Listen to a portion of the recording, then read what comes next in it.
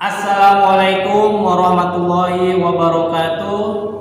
Kembali lagi di podcast Siar Ansor Pondok Gede.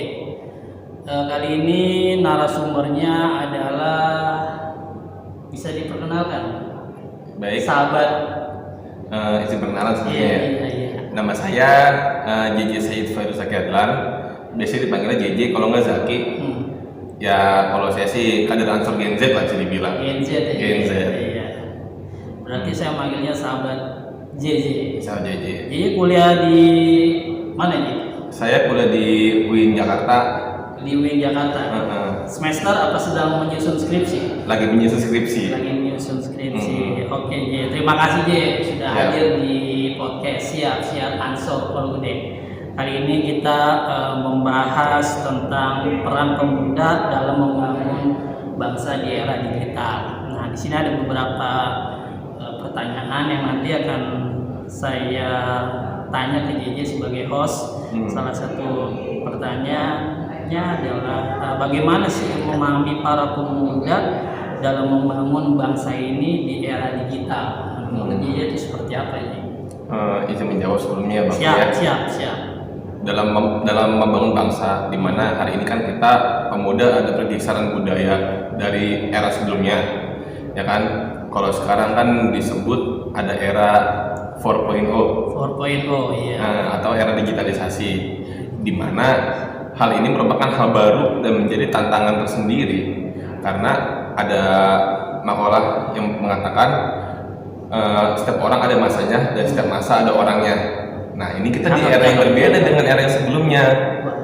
Bisa dijelaskan ya? Di era sebelumnya itu seperti apa dan di era sekarang itu seperti apa? Perbedaannya itu seperti apa sih? Oke. Mungkin kalau era sekarang ya sebutannya kan era online gitu ya Bang ya? Era online, benar, era online. Yang membedakan dengan era sebelumnya atau teman-teman kita nih biasanya nyebutnya hal-hal konvensional atau dilakukan secara lapangan. Kalau zaman sekarang kan banyak hal-hal yang dilakukan secara digital. Iya. Ya, semisal ada percepatan arus informasi, terus ya globalisasi dari handphone kita udah bisa ngeliat nih apa yang terjadi di Palestina, apa yang terjadi di Amerika. Semuanya kan terjadi dengan sangat cepat karena ada yang namanya internet, ya kan? Dan juga zaman sekarang tuh kita nggak terbatas gitu, kreativitas kita, imajinasi kita dituangkannya nggak terbatas.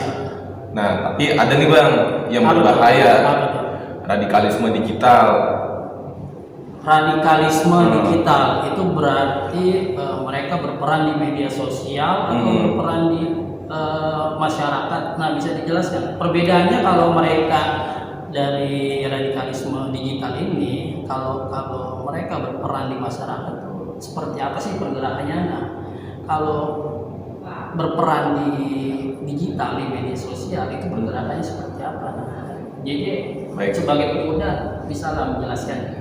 Baik Bang, menurut saya radikalisme di media sosial itu ya terbentuk karena ya utama banyaknya hoax lah ya jadi nyebutnya. Kalau kita orang Betawi nyebutnya hoax gitu. Iya, benar. Orang Betawi nyebutnya hoax. Ngibul online, fitnah. Nah, terkhusus kan ini kita lagi di 2024 nih. Iya. Nah, untuk menjadi pemuda yang sekiranya bisa memberikan dampak ke masyarakat, kita ini generasi Gen Z bisa dibilang lahirnya kita aja kita udah ngeliat layar. Iya. Kita kan di USG dulu ada layarnya. Oh iya, benar. Waktu masih di dalam kandungan kan, beda merah sebelumnya. Iya, benar. Nah, kita yang lebih paham harusnya bisa memberikan pengertian kepada keluarga kita, saudara-saudara kita, sepupu kita yang terdekat lah. Ya tentang pengertian bahwasanya kita ini pemuda jangan gampang terpapar hoax atau radikalisme digital ini. Ya karena hal itu ya digunakan untuk kepentingan tertentu oleh orang-orang yang kepengen kita nggak bersatu Bang. Iya. Ingin memecah NKRI. Betul itu. Berarti di situ harus ada peran Ansor untuk memberi edukasi di media sosial. Betul. Nah, JJ ini kan di Ansor Jati Asih atau Jati Mekar di Kalau PAC atau di PR? kita tim masih kepengurusan ranting. Kepengurusan ranting. Hmm. Nah, untuk sosialisasi tentang digitalisasi di wilayah Jatimekar, nah sudah sampai mana untuk edukasi menyangkal atau mencegah adanya radikalisme di media sosial tuh menurut Jaya itu seperti apa? Bergeraknya di sosialisasi juga di media sosial itu seperti apa seharusnya? Oke, utama ya nggak bisa dipungkiri ya, meskipun zaman sekarang banyak banget nongkrong online lewat mabar game, kalau nggak lewat main Instagram atau Facebook, ya tapi kan kita juga nongkrong langsung juga ke teman-teman kita. Nah, kita kader-kader Ansor itu harus memiliki kapasitas literasi yang mumpuni supaya kita ini bisa melindungi masyarakat dan juga kita bisa menjadi garda terdepan dalam menuntaskan hoax, fitnah, dan segala macam radikalisme di media sosial, terkhusus ajaran-ajaran seperti ajakan untuk ngikutin terorisme lah, kan banyak banget. Ya, benar-benar itu bisa kalau kita nggak ada edukasi seperti itu, takutnya nanti masyarakat ke brainwash. Nah, jadi sebenarnya dia Banser dan Ansor itu tidak hanya mengawal kiai-kiai itu di lapangan, tapi sebenarnya kader Ansor Banser itu mengawal kiai juga di medsos. Betul. Nah, bagaimana mengawal kiainya di medsos itu ketika ada yang menyerang, nah itu kader-kader yang harus mengetekkan perihal itu. Nah, inisiatifnya harus ada lah. Inisiatifnya harus ada. Berarti di situ peran edukasi untuk media sosial ke kader-kader itu penting ya. Nah, oke. Jadi ada beberapa pertanyaan lagi nih. Apa itu, Bang? Pertanyaannya, apa sih solusi dan strategi untuk pemuda dalam membangun digitalisasi? Oke. Untuk strategi ya? Strategi dan solusinya. Utama kalau strategi dalam membangun bangsa dan juga namanya pemuda, kita ini kan bahasanya bocah baru kemarin nih. Iya. Diawali ya dengan kapasitas kita dulu, dengan kita rajin-rajin membaca buku, membaca jurnal. Ya meskipun kita ya mohon maaf ya nggak semuanya memiliki kesempatan untuk menempuh pendidikan tinggi, tetapi kan arus digital sekarang bisa membebaskan semua orang untuk membaca apapun, untuk belajar ilmu apapun lewat online misal. Nah, dan juga ada peluang dan tantangan nih, Bang, dalam era Gen Z kita ini ya. Ya peluangnya pertama kebebasan informasi dalam pendidikan. Nah, kita bisa meningkatkan diri kita lewat membaca di Instagram. Ya bacanya jangan baca-baca yang receh-receh lah ya. Iya. Ya semisal kayak nonton podcast orang-orang yang sekiranya paham ilmu ekonomi. Nah, salah satunya gitu. Podcast ini. Yang Gen Z ini harus nonton podcast siar Ansor Pondok Gede, karena di satu sisi podcast ini isinya juga bergizi dan memberikan edukasi yang positif. Betul. Nah, lanjut ya. Oke, lanjut. Nah, peluangnya juga kita bisa tahu informasi semisal kayak lowongan kerja. Iya, loker. Dan juga ada lagi peluangnya, Bang. Apa tuh? Di era zaman sekarang kita ini bebas bersuara dan kita tuh harus paham tentang personal branding, Bang. Benar personal branding itu penting ya, benar ya. Jadi sebagai Gen Z itu zaman dulu kalau kita ingin membuat personal branding itu harus ketemu beberapa orang dan mengenalkan. Nah, bedanya kalau zaman sekarang kan zaman digital, kita nggak perlu gitu lagi. Walaupun di satu sisi penting. Nah, personal branding itu bisa dibangun di media sosial. Betul, nah, makanya kan sekarang nih kalau orang-orang anak muda dah yang lulus SMA itu perusahaan-perusahaan ketika menginterview para kandidat calon yang ingin masuk kerja itu nggak perlu bertanya panjang lebar, cukup dilihat akun media sosialnya. Betul. Nah, di situ ketahuan tuh ini orang seperti apa sih, personal brandingnya, kesehariannya seperti apa. Nah, makanya kan dalam hal ini kan kita bermedsos itu harus berhati-hati ya. Benar. Berhati-hati. Jadi jangan asal memposting, jangan asal memposting hoax, jangan asal menyebarkan hoax. Itu harus berhati-hati. Dan juga di satu sisi itu harus membangun personal branding melalui media sosial. Ada lagi Bang. Apa tuh ini?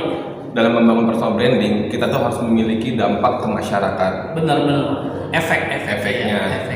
Ya sebagai kader Ansor ya setidaknya kita memberikan nilai-nilai keislaman, Benar. nilai-nilai keindonesiaan. Ya seminimal ketongkrongan kita dulu lah. Iya. Ya mungkin bisa bikin acara formal maupun non formal, ya kan? Iya. Bangun silaturahminya ya nggak usah kaku-kaku gitu. Iya. Itu. Nah ada lagi Bang. Apa dia? Tantangannya. Nah ya ini ada tantangan dan peluang bagi pemuda di era digital tuh. Bagaimana tantangan dan peluangnya? Yang utama di tantangan ini kita tuh ada namanya surplus demokrasi. Surplus demografi. Salah, bukan demokrasi, demografi. Iya, surplus demografi. Iya, atau kalau bahasa Indonesianya mah ledakan penduduk. Iya. Kebanyakan anak Jakarta jadi sempit. Kan gitu bahasanya kan. Iya. Nah, jadi zaman sekarang tantangan yang berbeda dengan zaman dulu. Kita ini pemuda pada hari ini ya memiliki persaingan yang lebih ketat ya karena secara pendidikan yang lebih merata, secara jumlah populasi yang lebih banyak. Iya. Nah, kita ini harus memiliki kreativitas untuk ya bisa menghadapi hal itu, Bang. Benar. Iya. Jadi apa namanya? Surat yang diturunkan itu adalah kan bunyinya Iqra ya. Iqra bismi rabbikal ladzi khalaq. Suruh baca. Jangan main game. Ini penting juga nih, nyambung juga nih di era digital itu. Kita harus bisa membaca gitu dalam pergerakan teknologi di globalisasi. Nah itu. Nah dalam pergerakan Ansor di Jatimekar, JJ ini udah melakukan pergerakan apa aja sih selama JJ ada di struktur organisasi Ansor Jatimekar? Utama mungkin kalau misalkan Jatimekar ini kan hitungannya masih baru ya. Iya. Ansor Jatimekar itu ya terbentuk sekitaran era Covid lah. Era Covid. Kalau misalkan dari saya pribadi, ya alhamdulillah saya pernah jadi ketua pelaksana PKD GP Ansor Jati Asih angkatan kedua. Wow, mantap. Iya, sekecamatan. Di mana tuh? Di mana waktu itu PKD-nya? Kebetulan lagi itu lokasinya kita naruhnya di kantor kelurahan Jati Asih di dekat Naga Jati Asih lah pokoknya. Iya. Kenapa kita milih tempat di situ? Sejauh ini kan Ansor ini bisa dibilang eksklusif. Iya. Kegiatannya seputar pesantren maupun di lingkungan Majelis Taklim. Iya. Nah, kita dari Ansor Jatimekar dan dari Ansor Jati Asih PAJ-nya ingin membawa Ansor menjadi lebih inklusif dan bisa lebih dikenal oleh masyarakat luas. Oh iya. Gitu. Jadi emang syiar kita supaya membumikan Ansor, lokasi PKD-nya di pinggir jalan pisang, di kantor pemerintahan. Oh iya. Gitu. Benar-benar biar terlihat sama orang ya. Makanya Ansor itu saya punya kata-kata indah. Apa tuh, Bang? Ansor itu harus terlihat pergerakannya, terdengar suaranya, terasa manfaatnya. Dahsyat. Nah sampai saat ini menurut JJ apa sih pergerakan yang menurut JJ ini bermanfaat untuk masyarakat, khususnya apa yang sudah dilakukan oleh Ansor Jatimekar? Utama kalau untuk pergerakan yang dirasakan oleh masyarakat Jatimekar, alhamdulillah kita pernah membuat acara kegiatan donor darah pada tahun 2023 kemarin, yang mana ya alhamdulillah juga kita berhasil mengumpulkan sekitar 60 kantung darah yang kita setorkan ke rumah sakit di Jakarta Barat. Nah jadi kegiatan itu ya kita bekerja sama dengan ormas-ormas lain di sekitar Jakarta. OKP lain ini. OKP lain. Iya. Oke. Jadi di Ansor Jatimekar pimpinan ranting JJ posisinya apa tuh? Kalau kita sekretaris. Nanti aneh doain dah jadi ketua. Ketua HIPMI kita bangun. Oh bergerak di HIPMI juga? insya Allah kita kan selesai lulus mau buka bisnis bang. Oh iya. Bisa ceritain dong pergerakan Jimmy. Oh kalau itu kita belum masuk. Oh belum masuk. Belum masuk. Lulus kuliah dulu baru berbisnis. Iya. Oke Jet, terima kasih nih. Siap, Bang Bro. Sudah menjelasin secara detail dan memberikan edukasi. Jangan kapok-kapok ya kalau mau diundang lagi. Siap. Jadi host juga boleh nanti ya? Siap. Ya mungkin itu aja para warganet yang kami dapat sampaikan sebuah edukasi dari narasumber sahabat JJ apa J? JJ Said Fairuz Zaki Adlan, kader Ansor Gen Z. Masya Allah, semoga sukses, Amin. sehat, Amin. dan banyak rezeki. Amin. Mungkin cukup sekian dan terima kasih. Wallahul muwaffiq ila aqwamit thoriq. Wassalamualaikum warahmatullahi wabarakatuh.